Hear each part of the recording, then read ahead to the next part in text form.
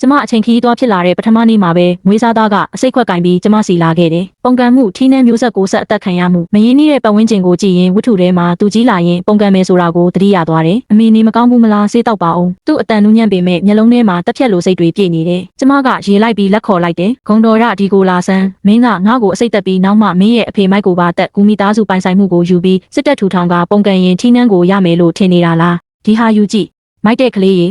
ပုံကန်နာကအနေအများဆုံးအကျိုးအမြတ်အနည်းဆုံးအလုပ်ပဲအမေစကားနားထောင်မပုံကန်နဲ့စာမေးပွဲဝင်အရာရှိကြီးဖြစ်ပြီးရင်အကျင့်ပြက်အရာရှိကြီးသားလို့အဲ့ဒါကပိုကောင်းတယ်မဟုတ်လားဂူဟန်မျက်မှောင်ကျုပ်သွားတယ်ဘာအဓိပ္ပာယ်မရှိတာတွေပြောနေတာလဲ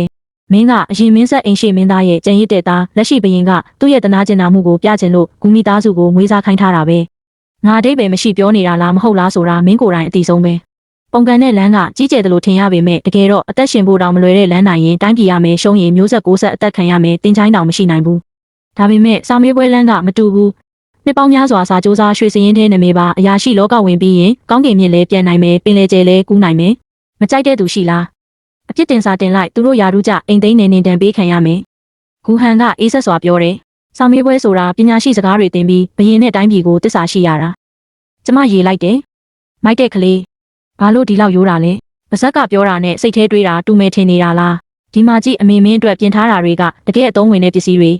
သူကသူ့အမြင်သုံးခုလုံးကိုပြောင်းလဲပစ်တဲ့စာအုပ်လေးကိုငုံကြည့်လိုက်တယ်ပြီးတော့ကျမကိုပြန်ကြည့်တယ်မျက်လုံးထဲကတက်ဖြတ်လိုစိတ်ကပျောက်သွားပြီးရှုပ်ထွေးတဲ့ခံစားချက်တွေနဲ့အစားထိုးသွားတယ်အချိန်တစ်ခုကြာပြီးနောက်ဂူဟန်ကစာအုပ်ကိုတင်းတင်းဆုပ်ကင်လိုက်တယ်မျက်လုံးတွေခိုင်မာသွားပြီးလှည့်ထွက်သွားတယ်အစိတ်ခွက်တောင်မေ့ထားခဲ့တယ်နောက်ရက်အနည်းငယ်အတွင်းဂူဟန်ကသူ့ခန်းထဲပဲပိတ်နေပြီးဘသူ့ကိုမှမတွေ့ဘူးကျမတော့လွတ်လပ်သွားလို့ပြောနေပြီးကိုယ့်ရဲ့အခု identity ကိုစတင်နားလည်အောင်လုပ်တယ်မူရင်းခန္ဓာကိုယ်ပိုင်ရှင်နာမည်ကလူဟန်ယွမ် Grand Tutor အိမ်ကမယားငယ်သမီးညံမရှိပေမဲ့ရက်ဆက်တယ်သူ့ယောက်ျားကူရှောင်ဖြင်ကရင်ကျေးတယ်လို့ဟန်ဆောင်တဲ့ playboy တစ်ယောက်ဒီကူမိသားစုကြီးထဲမှာအိမ်တွင်းကိုတော့ငွေမက်ပြီးကြမ်းတမ်းတဲ့အဖွားကြီးကစီမံတယ်အပြင်ကဆိုင်တွေနဲ့မြေယာတွေကိုတော့အမျိုးခွဲကဦးလေးတွေအကိုတွေကင်ထားပြီးနှစ်တိုင်းရှုံးပြနေကြတယ်မူရင်းဝတ္ထုထဲမှာဂူဟန်ကဒီလိုပတ်ဝန်းကျင်တွေကနေသွေးလန်းဖောက်ပြီးတက်လာနိုင်ခဲ့တယ်ဒါပေမဲ့အခုကျမရှိနေပြီသူ့လမ်းကြောင်းကပြောင်းတင်တယ်၃ရက်ကြာပြီးနောက်ဂူဟန်ခန်းထဲကထွက်လာတယ်သူကကျမရှေ့ရက်ပြီးအယိုးသေးမပြုတ်ပဲတက်တက်ကြည့်တယ်လက်ထဲမှာတော့အဖက်များလို့ဟောင်းနှွမ်းနေတဲ့စာအုပ်ကိုကင်ထားတော့မယ်မင်းပြောတာမှန်တယ်ပုံကန်နာကအစိုးဆုံးလမ်းပဲအခုနားလည်သွားပြီလားနားလည်သွားပြီကျွန်တော်စာမေးပွဲဖြေခြင်းနဲ့ကောင်းတယ်ဒီနေ့ကစပြီးမင်းပညာရေးကိုအမေကိုယ်တိုင်တာဝန်ယူမယ်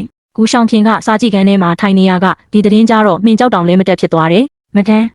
ဒါဘယ်လိုဖြစ်နိုင်မှာလဲဟန်အားကမထိန်နိုင်တဲ့ကလေးပါတင်းကျပ်တဲ့ဆရာတယောက်ဖိတ်တဲ့နေအခင်ကကျမကိုမယုံဘူးလားမဟုတ်ပါဘူးမတန်းပြောတာအကုန်မှန်ပါတယ်ကျမသူနဲ့အပိုစကားမပြောချင်တော့ပဲဂူဟန်ကို Devil Training တန်းဆက်ပေးလိုက်တယ်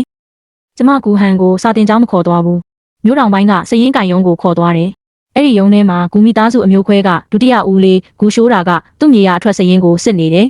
အိုးညီမလေးဒီလိုရှုပ်တဲ့နေရာကိုဘာလာလောက်တာလဲဒီနှစ်အထွက်နှုံးလာကြည့်တာပါအိုးမပြောပါနဲ့တော့ဒီနှစ်တဘာဝဘေးရောလူဘေးရောကြုံရတယ်လေတွေဘာမှမထွက်ဘူးကျွန်တော်ကိုယ်တိုင်တော်ငွေအများကြီးစိုက်ထည့်ထားရတယ်ကျမပြုံးလိုက်ပြီးဂူဟန်ကိုစရင်စာအုပ်တွေကြည့်ဖို့မျက်စိအချက်ပြလိုက်တယ်ဟုတ်လားဒုတိယဦးလေး